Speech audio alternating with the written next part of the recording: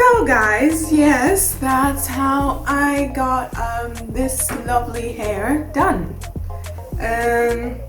Yeah, I just wanted to try something different from the usual twisted dreadlock kind of look.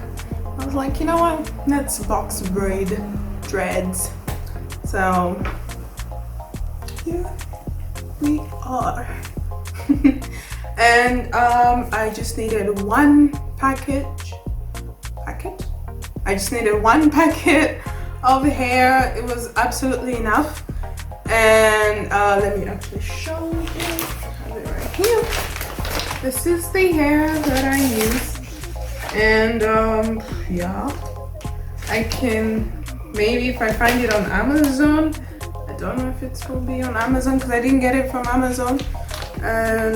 But yeah, if I find it on Amazon, I can put the link below. But if not, then maybe just try to find something similar, like crochet dreadlock. Yeah, crochet dreadlocks kind of thing.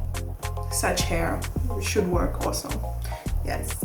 And what I really loved about the hair was like these little white highlights that this like had me sewed. Like I was like, okay, I want to do this hair as fast as possible.